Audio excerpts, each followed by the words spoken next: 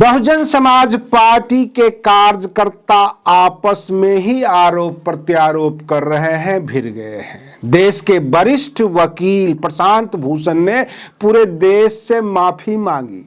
उत्तर प्रदेश का SIR कार्यक्रम अब समाप्त हुआ। इसका अगर आप चैलेंज करना चाहते हैं, कोई आपत्ति दर्ज कराना चाहते हैं तो 31 जनवरी तक कर सकते हैं। करीब 1.25 करोड़ मतदाताओं का नाम काटा गया है।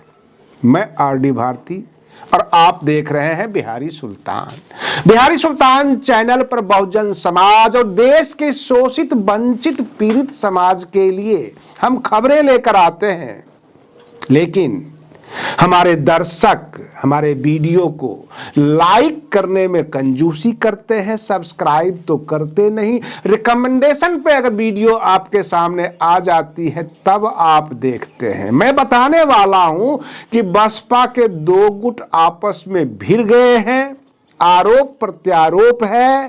फैसला हमारे दर्शकों का है कि कौन सही कौन गलत। उत्तर प्रदेश में SIR जो चल रहा था, स्पेशल इंटेंसिव रिवीजन, चुनाव आयोग के द्वारा करीब 1.25 करोड़ मतदाताओं के नाम काटे गए हैं, जिसमें 83 लाख मतदाता को गायब बताया गया है। करीब 23 लाख मतदाताओं को जो है मृत घोषित कर दिया गया है। 1.25 लाख मतदाताओं को स्थानांतरण दिखाया गया है। इस तरह का डेटा आ गया है। अगर आप राजनीतिक दल के कार्यकर्ता हैं, आपको लगता है कि आपके क्षेत्र से आपके मतदाताओं का नाम काटा गया है, तो 31 जनवरी तक समय सीमा है। आप चैलेंज कीजिए, उसमें सुधार करवाइए और अपने मतदाताओं का नाम जुड़वा लीजिए। उसके बाद इस पर कोई सुनवाई नहीं होगी। जैसा कि बिहार चुनाव से पहले SIR करवाया गया था और जहां जहां ज्यादा नाम कटे थे वहीं वहीं भाजपा चुनाव जीती थी, तो हो सकता है उत्तर प्रदेश में भी अगला टारगेट हो। लेकिन उत्तर प्रदेश के कांग्रेस नेता अवनीश पांडे ने एक बयान देकर खलबली मचा दी कि हम बसपा के साथ गठबंधन में जा रहे हैं, हमारा दरवाजा खुला हुआ है। लेकिन बहन मायावती जी के तरफ से कोई ऐसा ऑफिशियल स्टेटमेंट नहीं है। बसपा के किसी नेता ने यह कंफर्म नहीं किया कि वो कांग्रेस के साथ गठबंधन कर रहे हैं। 2027 की तैयारी है, बसपा अपनी फुल फॉर्म में है और इसको लेकर जो भी बड़े राजनीतिक दल हैं, राष्ट्रीय अध्यक्ष राजनीतिक दलों के अपने अपने कार्यकर्ताओं को लगा दिए हैं। किसी तरह बसपा के साथ जुड़कर 2027 में कुछ सीटें निकाली जाए, ऐसा उत्तर प्रदेश का माहौल बन रहा है। रही बात ये, देश के वरिष्ठ वकील प्रशांत भूषण जी ने पूरे देश से माफी मांगी और माफी मांगने का वजह यह था कि पूर्व प्रधानमंत्री मनमोहन सिंह जी की पुण्यतिथि थी और उस पुण्यतिथि पर वो कहते हैं वो भले इंसान थे, उन्होंने देश के लिए बहुत कुछ किया, हमने गलती की, एक भले इंसान के ऊपर आरोप लगाया। आपको बता दूं कि 2014 से पहले कांग्रेस के ऊपर आरोप था 2G 3G घोटाला। मनमोहन सिंह प्रधानमंत्री जी थे और हमारे वर्तमान प्रधानमंत्री जी ये कहा करते थे कि हमारा सरदार असरदार नहीं है। ये उनका डायलॉग हुआ करता था, हमारा सरदार असरदार नहीं है। रही बात ये, उस वक्त गैस सिलेंडर की क्या दाम था, पेट्रोल की क्या कीमत थी।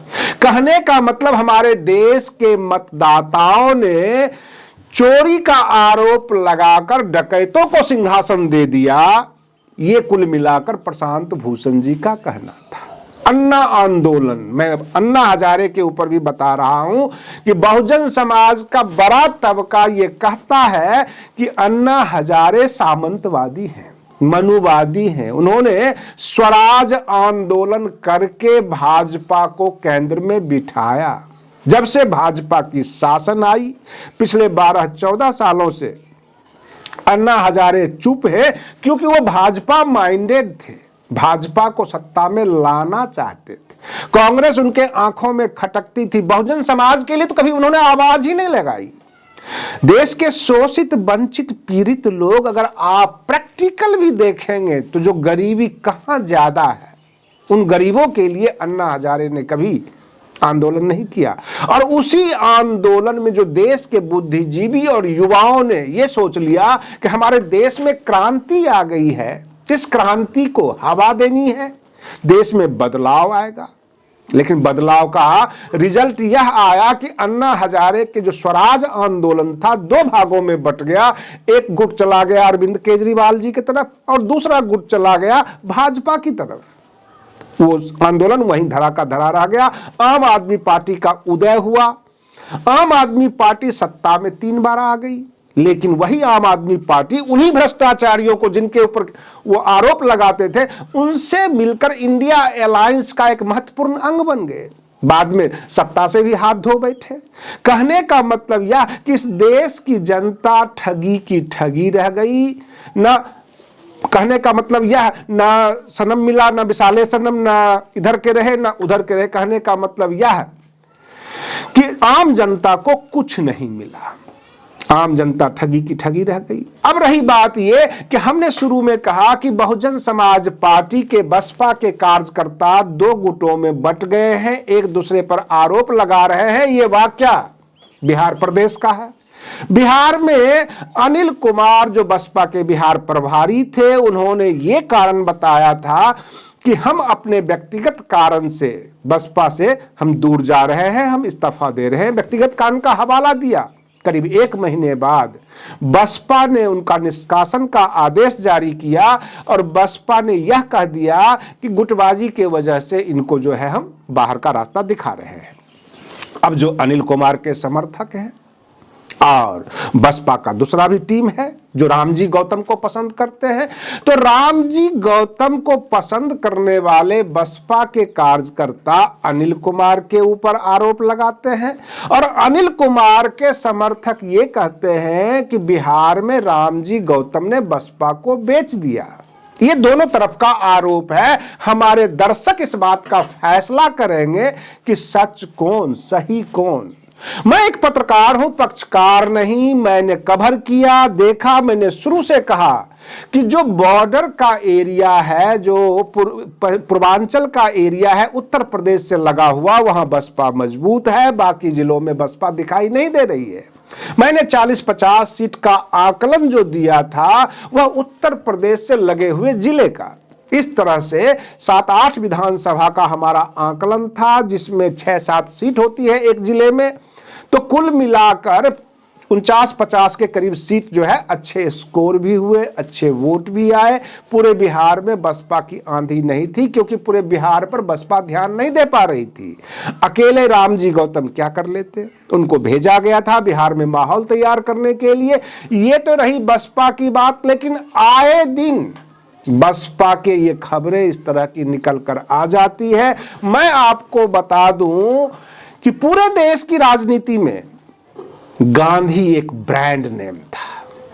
राजनीति के लिए एक ब्रांड नेम था गांधी।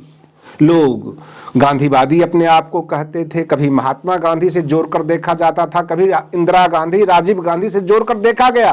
कांग्रेस ने 70 सालों तक राज भी किया। तो गांधी एक ब्रांड है। रही बात यह कि अगर आप बहुजन राजनीति की बात करते हैं तो बहन मायावती जी भी एक ब्रांड है बहुजन राजनीति की। अगर बहुजन समाज का आपको वोट चाहिए, SC, ST, OBC माइनॉरिटीज की सहानुभूति और वोट चाहिए, तो आपको बहन मायावती जी को सम्मान देना होगा। और अगर आपको उभरना है, आप बहुजन समाज के नेता हैं, तो बहन मायावती जी जो ब्रांड हैं बहुजन राजनीति की, उन्हीं ब्रांड पर दाग धब्बे आपको दिखाने होंगे। यही नीति चल रही है पूरे देश में कि बसपा के ऊपर कोई आरोप लगाओ। जो नेता निकलते हैं वो ये आरोप लगा देते हैं बसपा टिकट बेचती है।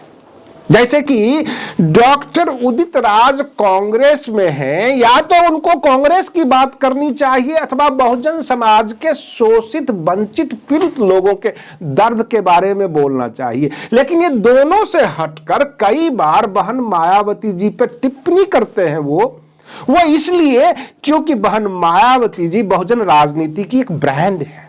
रामदास अठावले महाराष्ट्र के नेता हैं, प्रधानमंत्री नरेंद्र मोदी जी के कृपा के ऊपर वो मंत्री बने हुए हैं, लेकिन बहन मायावती जी के ऊपर टिप्पणी करते हैं क्योंकि वो ब्रांड है। आज के लिए बस इतना ही।